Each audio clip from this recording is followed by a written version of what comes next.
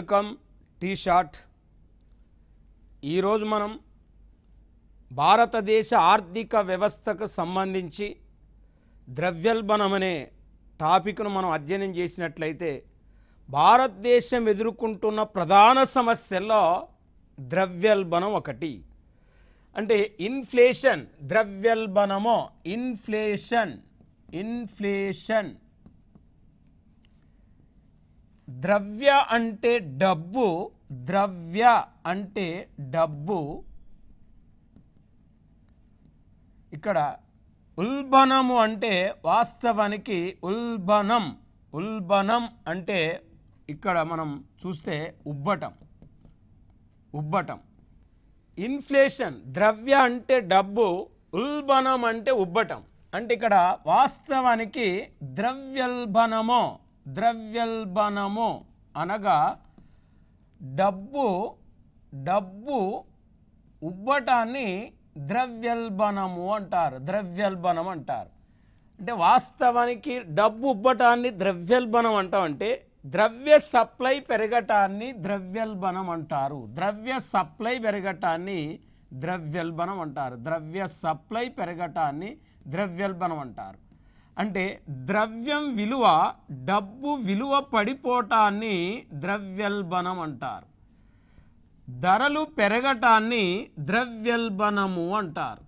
అంటే చూడండి, ద్రవ్యోల్బణం అనగా ద్రవ్య సప్లై పెరగటాన్ని ద్రవ్యోల్బణం అంటున్నాం. అంటే డబ్బుకుండే విలువ పడిపోవటాన్ని, మనీ వాల్యూ పడిపోవటాన్ని ద్రవ్యోల్బణం అంటున్నాం. ధరల స్థాయి పెరగటాన్ని ద్రవ్యోల్బణం అంటున్నాం. ఇవాళ భారతదేశం ఎదుర్కొంటున్న ప్రధాన సమస్య ద్రవ్యోల్బణము, ఇన్ఫ్లేషన్.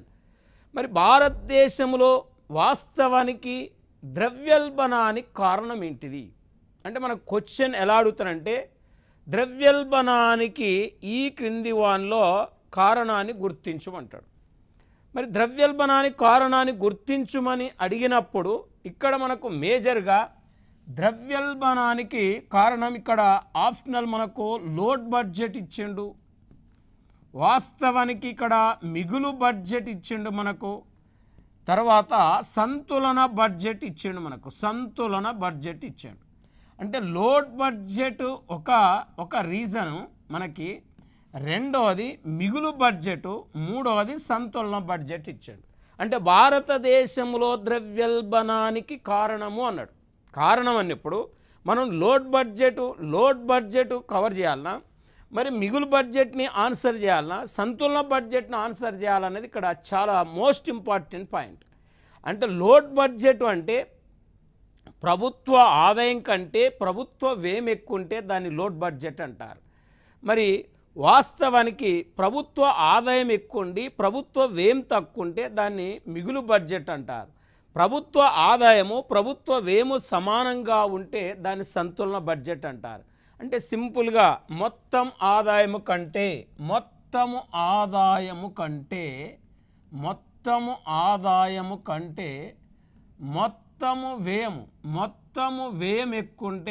మొత్తము వ్యయం ఎక్కువంటే దాన్ని లోడ్ బడ్జెట్ అంటున్నాం. ఇవాళ భారతదేశంలో ద్రవ్యోల్బణానికి కారణం మనకు డెఫిసిటీ బడ్జెట్ అనేది మెయిన్గా మనం ఆన్సర్ తీసుకోవాలి. డెఫిసిటీ బడ్జెట్, లోడ్ బడ్జెట్ అనేది ప్రధానంగా ఆన్సర్ తీసుకోవాలి. ఎందుకు లోడ్ బడ్జెట్ ఆన్సర్ చేయాలంటే లోడ్ బడ్జెట్ గురించి మనకు ప్రధానంగా తెలవాలి. మొత్తం ఆదాయం కంటే మొత్తం వ్యయం ఎక్కువ ఉంటే దాన్ని లోడ్ బడ్జెట్ అంటున్నాం. మరి total expenditure more than total income called deficit budget. అంటే లోడ్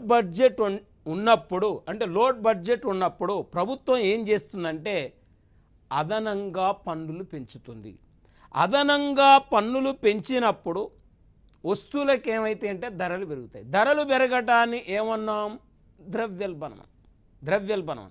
అంటే మెయిన్గా మిగులు బడ్జెట్ ఉన్నప్పుడు, సంతులన బడ్జెట్ ఉన్నప్పుడు ద్రవ్యోల్బణం అనేది ఏర్పడదు. లోడ్ బడ్జెట్ ఉన్నప్పుడు ద్రవ్యోల్బణం అనేది ప్రధానంగా ఏర్పడుతుంది. ఎందుకు లోడ్ బడ్జెట్ ఉన్నప్పుడు ద్రవ్యోల్బణం ఏర్పడుతుంది అనే దాని గురించి మనం ప్రధానంగా అధ్యయనం చేయటం జరిగింది.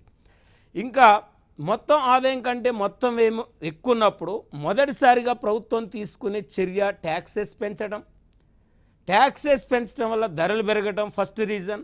రెండోది మొత్తం ఆదాయం కంటే మొత్తం వ్యయం ఎక్కువ ఉన్నప్పుడు రెండోసారి ప్రభుత్వం ఏం చేస్తుందంటే అప్పులు తీసుకుంటుంది. అప్పులు తీసుకున్న తర్వాత కూడా మొత్తం ఆదాయం కంటే మొత్తం వ్యయం ఎక్కువ ఉన్నప్పుడు ఫైనల్గా ప్రభుత్వం ఏం చేస్తుందంటే అదనంగా కరెన్సీ నోట్లను ముద్రిస్తుంది. అదనంగా కరెన్సీ నోట్లను ముద్రించడాన్ని లోటు ద్రవ్యము అంటారు. అదనంగా కరెన్సీ నోట్లను ముద్రించినప్పుడు ఎకానమీలో ద్రవ్య సప్లై పెరుగుతుంది. ద్రవ్య సప్లై పెరుగుతుంది. ఈ ద్రవ్య సప్లై పెరిగినప్పుడు ఎకానమీలో డబ్బుకుండే ద్రవ్యానికి ఉండే విలువ పడిపోతుంది. మరి ఈ ద్రవ్యం విలువ పడిపోవటాన్ని ద్రవ్యోల్బణం అన్నాం. ద్రవ్య సప్లై పెరగడాన్ని ద్రవ్యోల్బణం అన్నాం. ధరలు పెరగటాన్ని ద్రవ్యోల్బణం అన్నాం. సింపుల్గా మనం ద్రవ్యోల్బణాన్ని ఎలా ఫైండ్ అవుట్ చేస్తామంటే సింపుల్గా ఎక్కువ ద్రవ్యము తక్కువ వస్తువులను వెంటాడటమే ద్రవ్యోల్బణం అంటాం. అంటే ఎక్కువ ద్రవ్యంతో తక్కువ వస్తువులు కొనడాన్ని మనం ద్రవ్యోల్బణంగా చెప్తున్నాం. అంటే రూపాయికి వాల్యూ డబ్బు యొక్క విలువ పడిపోవడాన్ని ఎకానమీలో ద్రవ్యోల్బణంగా ఫైండ్ అవుట్ చేస్తున్నాం. మరి ఇప్పుడు మనం జనరల్గా మన దేశంలో ద్రవ్యోల్బణానికి ప్రధానంగా 3 కారణాలు ఉన్నాయి. ఒక కారణాన్ని మనం పరిశీలించినట్లయితే లోడ్ బడ్జెట్ ఒక కారణం. రెండో కారణం ఏంది? భారతదేశంలో ద్రవ్యోల్బణం పెరగటానికి కారణం ఏంటంటే రెండో రీజన్ వస్తువులకు డిమాండ్ పెరగటం. వస్తువులకు డిమాండ్ పెరగటం రెండో రీజన్. మూడో రీజన్ ఏంటంటే వస్తువుల సప్లై తగ్గటం. వస్తువుల సప్లై తగ్గటం అంటే వస్తువుల సప్లై తగ్గి ఇక్కడ వస్తువులకు డిమాండ్ పెరిగి అంటే సప్లై కంటే డిమాండ్ ఎక్కువ ఉండటం వల్ల ఎకానమీలో ధరలు పెరుగుతాయి. ఇక్కడ డిమాండ్ ఏదైనా ఒక వస్తువుకు సప్లై కంటే డిమాండ్ ఎక్కువన్నప్పుడు ఆల్టర్నేట్గా ఆ వస్తువుకు ధరలు పెరగటం వల్ల ఆర్థిక వ్యవస్థలో ద్రవ్యోల్బణం అనేది ఏర్పడుతుంది.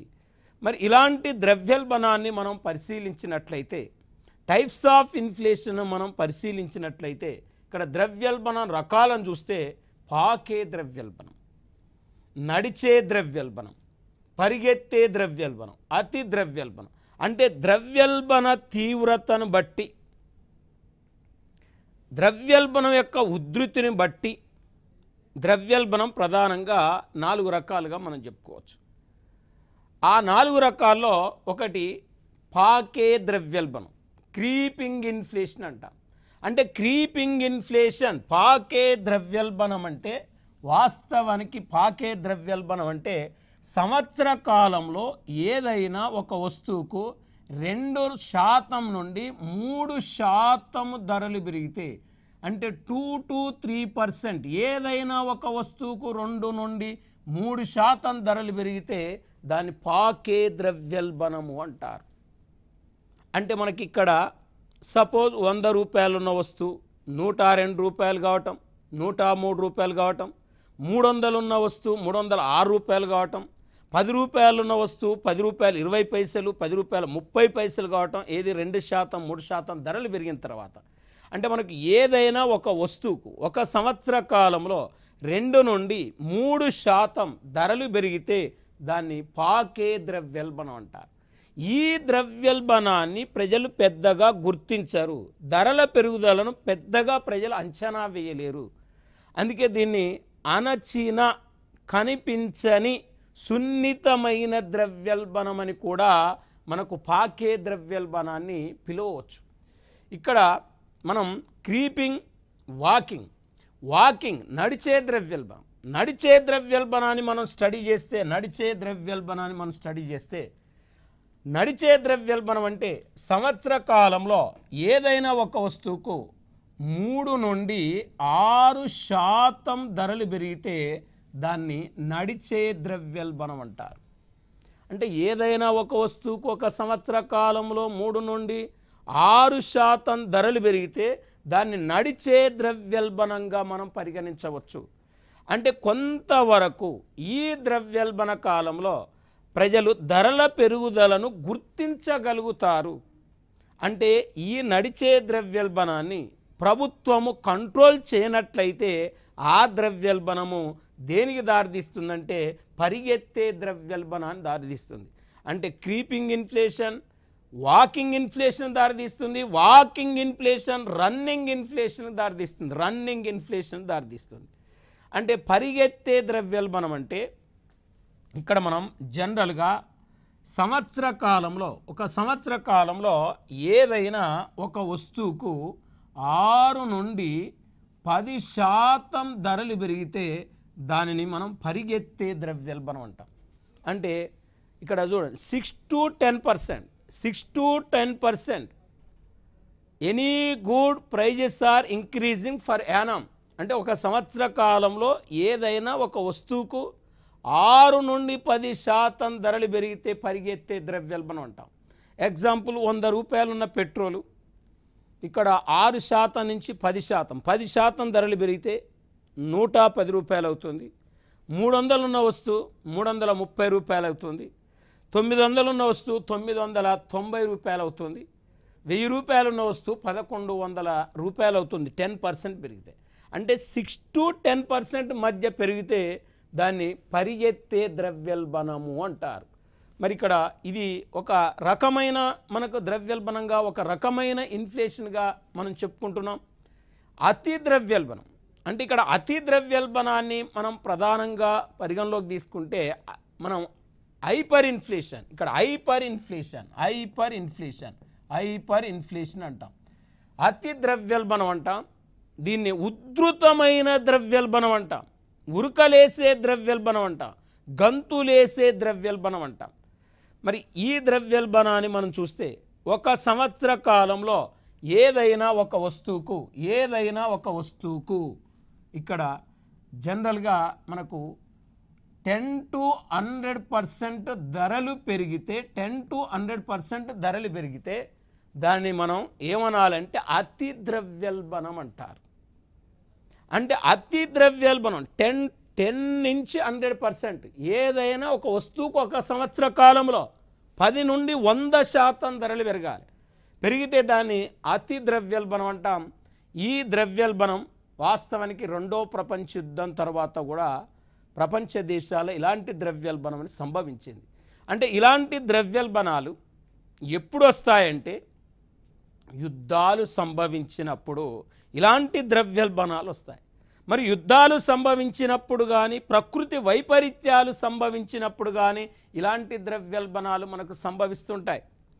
మరి ఇటీవల శ్రీలంక దేశంలో కూడా మనం చూసినట్లయితే అతి ద్రవ్యోల్బణం అనేది మనకు ప్రధానంగా కనపడింది.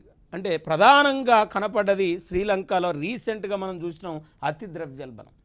అంటే ఇది చాలా డేంజరస్ ఇన్ఫ్లేషన్గా మనం చెప్పుకోవచ్చు.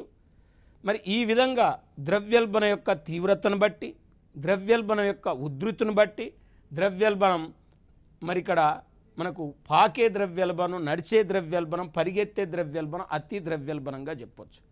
ఇంకా ద్రవ్యోల్బణం రకాలను మనం పరిశీలించినట్లయితే మనకు ఎక్కువగా పోటీ పరీక్షల్లో డిమాండ్ పుష్ ఇన్ఫ్లేషన్ కానీ, కాస్ట్ పుష్ ఇన్ఫ్లేషన్ కానీ ఎక్కువగా మనకు జనరల్ స్టడీస్ పరిధిలో ఎక్కువగా అడుగుతుంది.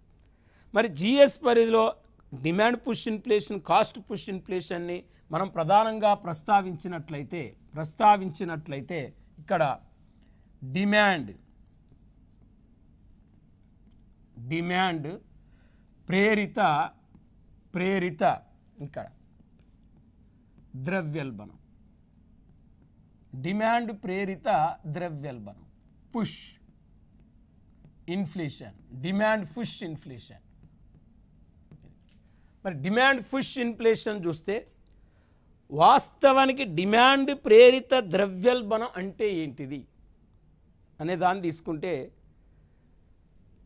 డిమాండ్ పెరగటం వల్ల ధరలు పెరిగి సంభవించే ద్రవ్యోల్బణాన్ని డిమాండ్ ప్రేరిత ద్రవ్యోల్బణం అంటాం. అంటే డిమాండ్ పెరగటం వల్ల ధరలు పెరిగి సంభవించే ద్రవ్యోల్బణాన్ని డిమాండ్ ప్రేరిత ద్రవ్యోల్బణం అంటామండి. ఇక్కడ వాస్తవానికి ఏదైనా ఒక వస్తువుకు డిమాండ్ పెరిగినప్పుడు ఆ వస్తువుకు ఆల్టర్నేట్గా ధర పెరుగుతుంది, ధరలు పెరుగుతాయి. ధరలు పెరిగినప్పుడు ఎకానమీలో ద్రవ్యోల్బణం వస్తుంది. ఇలాంటి ద్రవ్యోల్బణమునే మనం డిమాండ్ పుష్ ఇన్ఫ్లేషన్ అంటాం. డిమాండ్ పుష్ ఇన్ఫ్లేషన్ అంటాం. లేదా డిమాండ్ ప్రేరిత ద్రవ్యోల్బణం అంటే దేన్ని మనం డిమాండ్ ప్రేరిత ద్రవ్యోల్బణం అనాలంటే సమిష్టి డిమాండ్, సమిష్టి supply. Aggregative demand and aggregative supply. ఇక్కడ AD greater than AS, AS less than AD. AD అంటే ఇక్కడ సమిష్టి సప్లై అండ్ సమిష్టి డిమాండ్. సమిష్టి సప్లై, సమిష్టి డిమాండ్ అంటే డిమాండ్కు సప్లైకి, సమిష్టి డిమాండ్కు సమిష్టి సప్లైకి తేడా ఉంటుంది. సమిష్టి అంటే మొత్తము. ఇక్కడ దేశం మొత్తానికి ఉండే డిమాండ్ను సమిష్టి సప్లై అంటాం. దేశం మొత్తం ఉండే సప్లైని సమిష్టి సప్లై అంటాం. అంటే సమిష్టి సప్లై కంటే సమిష్టి డిమాండ్ ఎక్కువ ఉండటం వల్ల aggregative demand more than aggregative supply called demand push inflation. అంటే సమిష్టి సప్లై కంటే సమిష్టి డిమాండ్ ఎక్కువ ఉండటం వల్ల ఎకానమీలో ధరలు పెరిగి సంభవించే ద్రవ్యోల్బణాన్నే ఇక్కడ డిమాండ్ పుష్ ఇన్ఫ్లేషన్ అంటాం. ఎగ్జాంపుల్, సమిష్టి డిమాండ్, సమిష్టి సప్లై మనం సింపుల్గా అర్థం చేసుకోవాలంటే ఇక్కడ మన దేశంలో 60 మిలియన్ టన్నుల పంచదారకు డిమాండ్ ఉంది. 60 మిలియన్ టన్నుల పంచదారకు డిమాండ్ ఉంది. ఇక్కడ మన దేశంలో 50 మిలియన్ టన్నుల పంచదారకు సప్లై ఉంది. అంటే ఇది సమిష్టి సప్లై, ఇది సమిష్టి డిమాండ్. అంటే దేశ ప్రజలు కోరుకునేది షుగర్ 60 మిలియన్ టన్నులు కోరుకుంటారు. మన దేశంలో ఉత్పత్తి అయిన షుగర్ 50 మిలియన్ టన్నులు అండి. అంటే డిమాండ్కి సరిపడినంత సప్లై లేదు. లేనప్పుడు ఆల్టర్నేట్గా ఆ షుగర్కు ప్రైస్ అనేది ఇంక్రీజ్ అవుతుంది. అంటే ఇక్కడ సమిష్టి సప్లై ఎక్కువ ఉండి సమిష్టి డిమాండ్ తక్కువ ఉన్నప్పుడు డిమాండ్ ప్రేరిత ద్రవ్యోల్బణం అనేది ఎకానమీలో ఏర్పడదు. కానీ సమిష్టి సప్లై కంటే సమిష్టి డిమాండ్ ఎక్కువ ఉన్నప్పుడు డిమాండ్ ప్రేరిత ద్రవ్యోల్బణం ఏర్పడుతుంది. దీని తర్వాత మనం వ్యయ ప్రేరిత ద్రవ్యోల్బణాన్ని తీసుకుంటే, వ్యయ ప్రేరిత ద్రవ్యోల్బణాన్ని తీసుకుంటే ఉత్పత్తి వ్యయం పెరగటం వల్ల, ఉత్పత్తి వ్యయం పెరగటం వల్ల ధరలు పెరిగి సంభవించే ద్రవ్యోల్బణాన్నే వ్యయ ప్రేరిత ద్రవ్యోల్బణం, కాస్ట్ పుష్ ఇన్ఫ్లేషన్ అంటారు. అంటే ఉత్పత్తి వ్యయం పెరగటం వల్ల ధరలు పెరిగి సంభవించే ద్రవ్యోల్బణాన్ని వ్యయ ప్రేరిత ద్రవ్యోల్బణం, కాస్ట్ పుష్ ఇన్ఫ్లేషన్ అంటే ఏదైనా ఒక వస్తువును తయారు చేయాలంటే 4 ఉత్పత్తి కారకాలు ఉండాలి. అంటే 4 ఉత్పత్తి కారకాలు, ఫ్యాక్టర్ ఆఫ్ ప్రొడక్షన్స్. ఏంటి ఆ 4 ఉత్పత్తి కారకాలంటే భూమి, శ్రమ, మూలధనం, వ్యవస్థాపన. అంటే ఉత్పత్తి కారకాలు మనకు 4: ల్యాండ్, లేబర్, క్యాపిటల్, ఆర్గనైజేషన్. అంటే ఏదైనా ఒక వస్తువును తయారు చేయాలంటే ఈ ఉత్పత్తి కారకాలు 4 ఉండాలంటున్నాం. అంటే భూమికి బాటకము, శ్రమకు వేతనము, మూలధనకు వడ్డీ, వ్యవస్థాపనకు లాభం చెల్లిస్తాం. అంటే ఈ ఉత్పత్తి కారకాల ధరలు పెరిగినప్పుడు, ఈ ఉత్పత్తి వ్యయం పెరిగి ధరలు పెరిగి సంభవించే ద్రవ్యోల్బణాన్నే మనం ఏమంటున్నామంటే డిమాండ్ అంటే ఇక్కడ వాస్తవానికి ఇక్కడ ఉత్పత్తి కారకాలు, ఈ ఉత్పత్తి కారకాల ధరలు పెరిగినప్పుడు ఉత్పత్తి వ్యయం పెరుగుతుంది. ఉత్పత్తి వ్యయం పెరిగి ధరలు పెరిగి సంభవించే ద్రవ్యోల్బణాన్ని వ్యయ ప్రేరిత ద్రవ్యోల్బణం అంట. శ్రామికుల వేతనాలు పెరగటం వల్ల ఉత్పత్తి వ్యయం పెరిగి ధరలు పెరిగి సంభవించే ద్రవ్యోల్బణాన్నే వ్యయ ప్రేరిత ద్రవ్యోల్బణంగా మనం పరిగణించవచ్చు. దీని తర్వాత మనం చూస్తే స్టాగ్ఫ్లేషన్. ఇది కూడా మనకు ఎక్కువగా పోటీ పరీక్షల్లో రావటం జరుగుతుంది. దీనిని ఏమంటారంటే స్తంభన ద్రవ్యోల్బణం అంటారు. స్తంభన ద్రవ్యోల్బణము అంటారు. స్టాగ్ఫ్లేషన్, స్తంభన ద్రవ్యోల్బణం. స్తంభన ద్రవ్యోల్బణం అంటే వాస్తవానికి స్టాగ్ఫ్లేషన్ అంటే అర్థమేంది? ఇక్కడ వాస్తవం ధరలు పెరిగినప్పుడు ప్రజలకు ప్రభుత్వాల మీద వ్యతిరేకత వస్తుంది కాబట్టి ధరల పెరుగుదలను ప్రభుత్వాలు తగ్గించాలి. అంటే ధరలను ప్రభుత్వం అదుపులో ఉంచాలి. ధరలను ప్రభుత్వం అదుపులో ఉంచకపోతే ప్రజలకు ప్రభుత్వాల మీద వ్యతిరేకత అనేది వస్తుంది. ప్రభుత్వాల మనుగడ అనేది కష్టసాధ్యం అవుతుంది. కాబట్టి ఎకానమీలో ధరలు పడిపోవటాన్ని ఆర్థిక మాంద్యం అంటాం. క్రమక్రమంగా గ్రాడ్యువల్గా ధరలు తగ్గిపోవటాన్ని ఎకానమీలో ఆర్థిక మాంద్యం అంటాం. ఇక్కడ ఆర్థిక మాంద్యం ద్రవ్యోల్బణంతో పోలిస్తే ఆర్థిక మాంద్యం చాలా డేంజర్. అంటే ధరలు పెరగటాన్ని ద్రవ్యోల్బణం అన్నాం, ధరలు తగ్గటాన్ని ఆర్థిక మాంద్యం అన్నాం. కాబట్టి ఎకానమీలో ఈ రెండు కూడా డేంజర్. కాబట్టి ధరలు అనేది పెరగకూడదు, ధరలు అనేది తగ్గకూడదు, ధరలు అనేది స్థిరంగా ఉండాలి. కానీ ఇక్కడ ఆర్థిక మాంద్యంతో పోలిస్తే కొంతవరకు ద్రవ్యోల్బణమే బెటరు. మరి ఈ ద్రవ్యోల్బణాన్ని మన ప్రభుత్వం అంటే ద్రవ్యోల్బణాన్ని అరికట్టాలి. అరికట్టకపోతే అనేక వర్గాల మీద ద్రవ్యోల్బణం అనేది ప్రభావం చూపుతుంది. మరి ఇవాళ మన దేశంలో వాస్తవానికి 1970 సంవత్సరం తర్వాత మన దేశంలో సంభవిస్తున్న ద్రవ్యోల్బణం ఏంటంటే స్తంభన ద్రవ్యోల్బణంగా మనం చెప్పుకోవచ్చు. అంటే స్తంభన ద్రవ్యోల్బణం అంటే ఎగ్జాంపుల్, ఇక్కడ ఒక పక్క ఉత్పత్తి పెరగకుండా, ఒక పక్క ఉద్యోగిత పెరగకుండా, మరొక పక్క ఎకానమీలో ధరలు పెరగటాన్ని స్తంభన ద్రవ్యోల్బణం అంటాం. అంటే ఎకానమీలో ధరలు పెరిగినప్పుడు ప్రభుత్వం ఏం చేయాలి? ధరలు పెరిగినప్పుడు ఈ ధరల పెరుగుదలను తగ్గించాలంటే ప్రభుత్వం ఉత్పత్తిని పెంచాలి. అంటే ఉత్పత్తిని పెంచినప్పుడు ఎకానమీలో ఏం పెరుగుతుంది అంటే ఉద్యోగిత పెరుగుతుంది. అంటే ఎకానమీలో ఉద్యోగిత పెరిగినప్పుడు ఏమవుతుందంటే ఇక్కడ వాస్తవానికి ఎకానమీలో నిరుద్యోగం అనేది తగ్గిపోతుంది.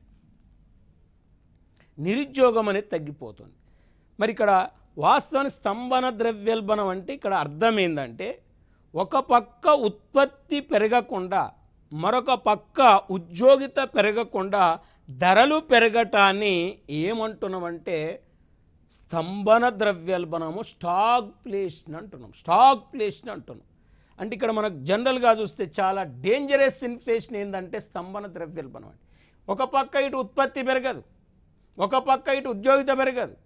మనం చూస్తే ఒక పక్క మనకు ఎకానమీని పరిశీలిస్తే ఒక పక్క నిరుద్యోగం, ఒక పక్క ధరల పెరుగుదల, ఇక్కడ రెండు వెంటాడుతుంటాయి ఎకానమీలో.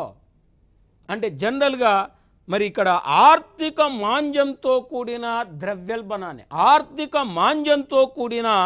ద్రవ్యోల్బణాన్ని ఏమంటామంటే స్టాగ్ఫ్లేషన్ అంటాం. ఆర్థిక మాంద్యంతో కూడిన ద్రవ్యోల్బణాన్ని స్టాగ్ఫ్లేషన్ అంటాం.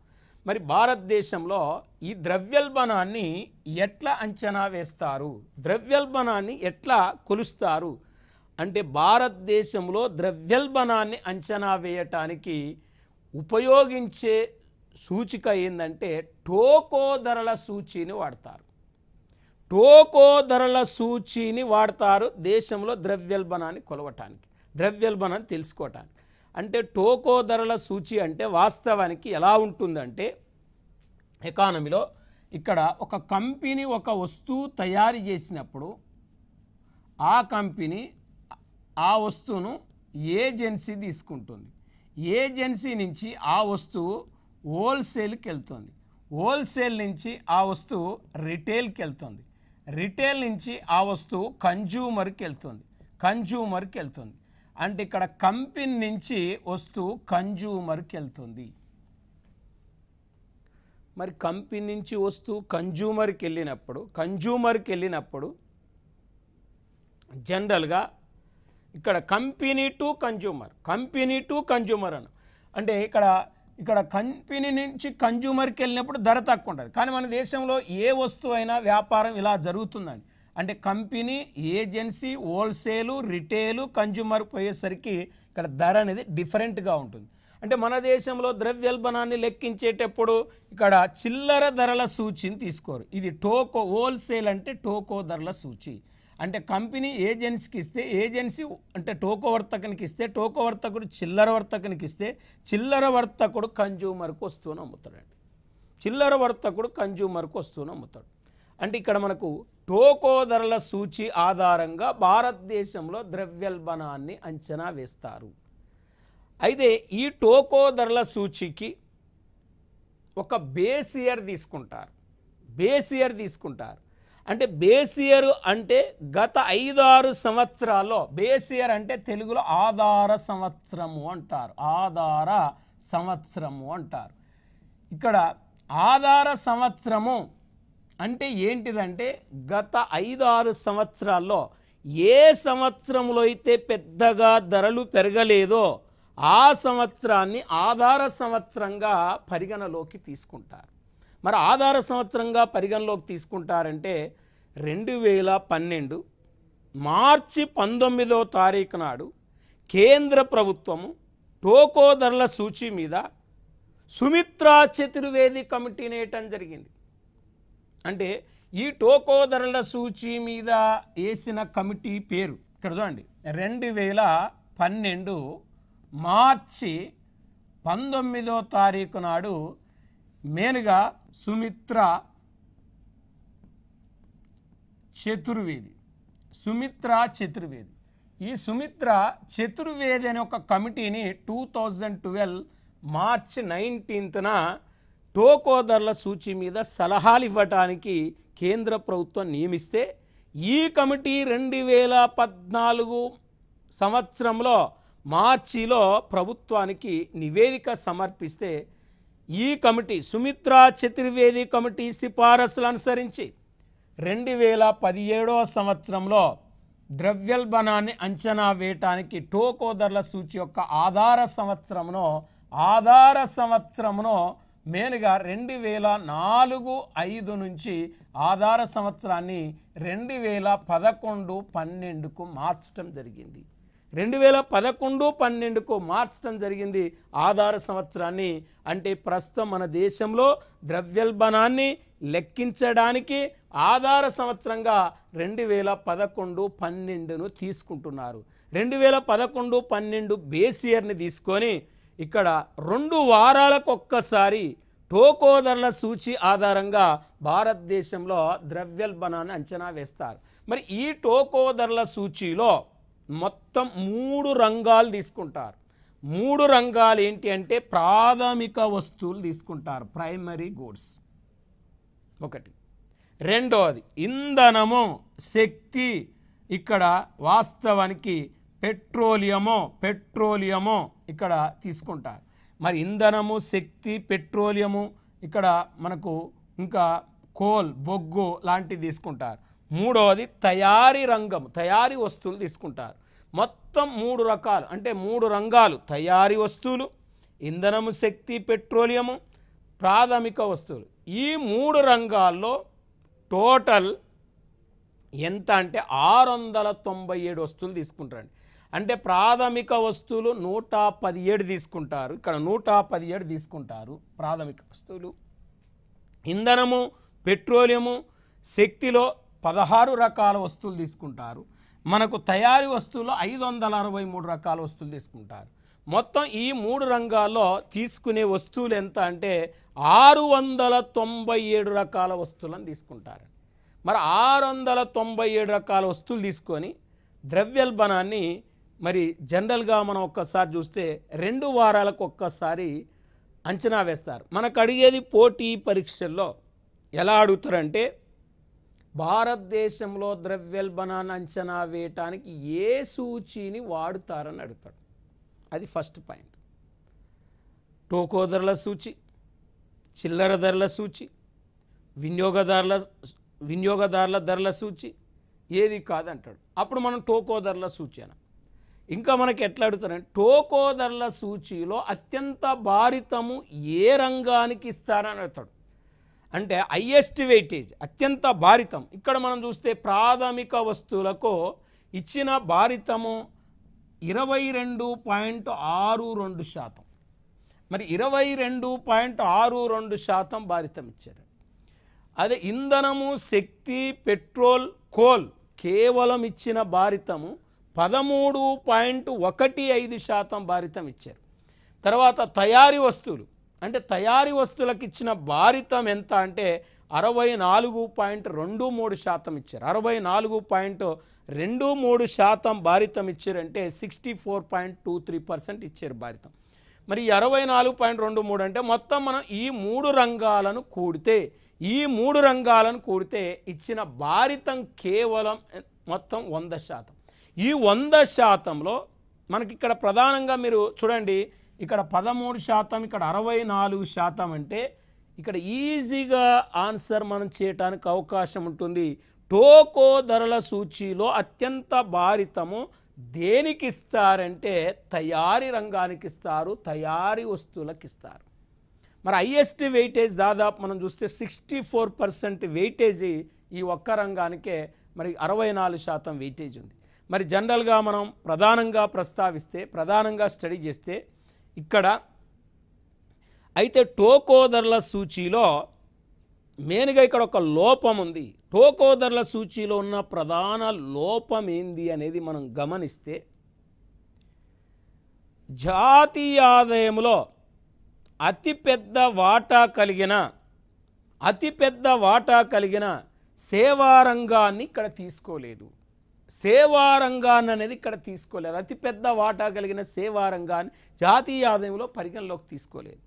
అంటే వాస్తవానికి డెవలప్డ్ కంట్రీస్లో, అభివృద్ధి చెందిన దేశాల్లో జాతీయ ఆదాయాన్ని క్యాలిక్యులేట్ చేసేటప్పుడు మరి ప్రాథమిక రంగము, వాస్తవానికి ఇక్కడ ద్వితీయ రంగము, తృతీయ రంగం అని మూడు రంగాలు తీసుకుంటారు. మూడు రంగాలు తీసుకున్నప్పుడు మూడు రంగాల్లో జాతీయ ఆదాయంలో మేజర్ వాటా సేవా రంగం ఉందండి. అలాంటి సేవా రంగాన్ని టోకో ధరల సూచీలో తీసుకోకపోవటం కూడా ఇక్కడ ఒక మైనస్గా మనం ప్రధానం కనపడుతుంది.